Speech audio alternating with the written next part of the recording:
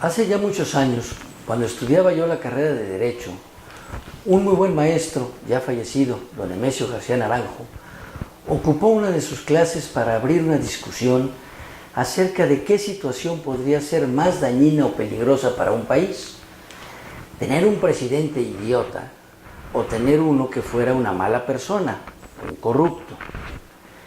No hubo en ese ejercicio un acuerdo unánime, pues mientras unos pensaban que un presidente incapaz tomaría decisiones sin darse cuenta de sus efectos o consecuencias, otros creían que un presidente corrupto haría todo solo en su personal beneficio, sin tomar en cuenta el daño que pudiera causarse a la sociedad.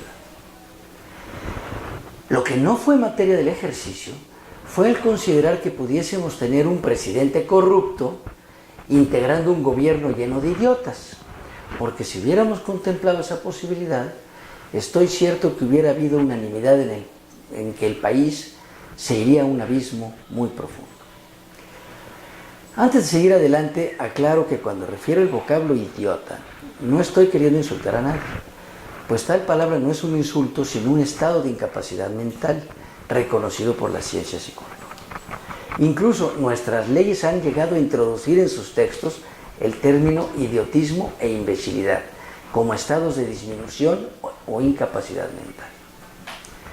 Aclarado lo anterior, no puedo dejar de externar mi gran preocupación en torno al gobierno federal entrante, porque de lo que yo he visto hasta ahora, y ya en actos de formal gobierno, es que puede estarse en presencia de algún escenario de alguna manera parecido.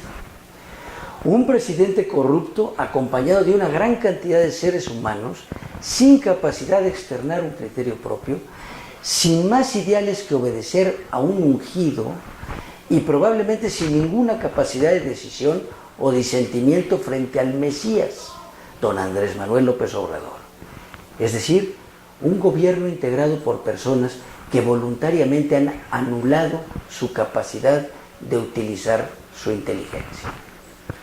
Y es que López Obrador consiguió la silla presidencial de forma corrupta, a través de una negociación con el más corrupto de los gobiernos de los últimos tiempos, el de Peña Nieto, a cambio de perdonarle todos los pecados a todos aquellos políticos que él mismo había calificado de corruptos y de regalarle a esas personas el botín que hubieran obtenido durante su gestión, incluyendo la fortuna que pudieran acrecentar hasta el 1 de diciembre. Botín cuyo origen es el trabajo honesto de millones de mexicanos y que ha quedado lavado como precio de la silla presidencial. Ese dinero ya nunca regresará a los mexicanos, pues a consecuencia de la amnistía, desde su pobreza verán esfumarse la posibilidad de recuperarlo. ¿Y qué decir de los demás morenistas? Personas casi todas ellas de reciente afiliación, pues recordemos que hasta hace unos pocos meses el partido de Morena era prácticamente unipersonal. Era un teatro vacío que comenzó a llenarse conforme avanzaban las negociaciones con el gobierno para la transición presidencial, según fuera evidenciándose su apoyo al jefe de Morena. Hoy en día, ese teatro vacío está completamente lleno, e incluso con grandes filas afuera para lograr su entrada y afiliación, tal y como las moscas van a la miel. Sin embargo, la afiliación a Morena tiene un especial e indispensable requisito: someterse incondicionalmente a la voz y voluntad del ungido, nunca discutir sus decisiones y ni siquiera pensar o suponer la posibilidad de que pueda estar equivocado. Esto es lo que han mostrado hasta ahora los morenistas, que desde el Congreso ya en funciones, o desde el gabinete próximo que ya gobierna, o incluso hasta en los analistas políticos de su simpatía, se pasan la vida con la cabeza baja, sin mirar a los ojos o a las cámaras, seguramente por la vergüenza que esto supone, tratando de justificar hasta donde pueden las ya muchas absurdas decisiones incongruentes de su Mesías. De hecho, en las entrevistas que se les hacen, ante la falta de argumentos, casi nunca contestan las preguntas que se les formulan, solo les dan la vuelta. La clausura del aeropuerto en construcción para llevarlo a Santa Lucía, oficializada a través de una mofa de consulta realmente insultante, en la que el 99.99% de los consultados no tenían idea sobre lo que iban a opinar, como el gravísimo caso del analista político Hernán Gómez, quien en una entrevista televisiva en cadena nacional afirmó que participaría en la consulta, pero no supo qué contestar cuando le preguntaron si conocía siquiera la ubicación del aeropuerto de Santa Lucía.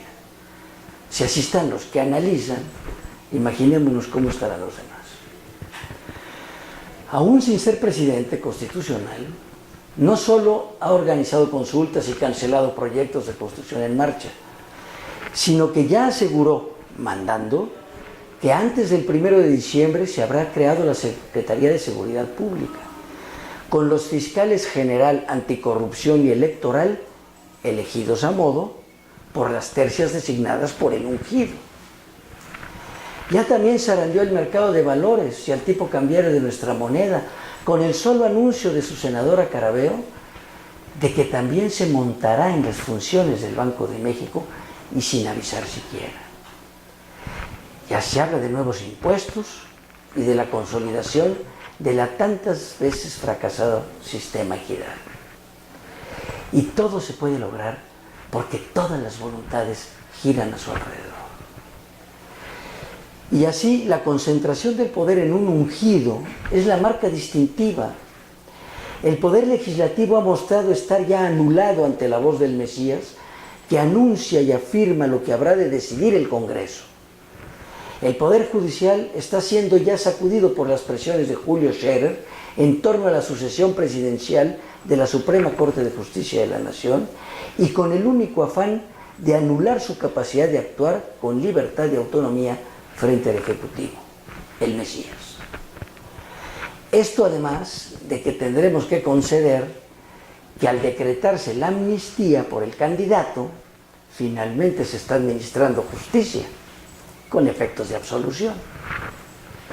Todos los poderes de la Unión alrededor de una sola cabeza. ¿No es acaso eso lo que pasó en la Alemania de Hitler, o en la Cuba castrense de hace 70 años, o en la Venezuela contemporánea de Maduro? Parecía que México se iba a librar de esto, pero obviamente el destino nos ha alcanzado. Mucha suerte y hasta la próxima.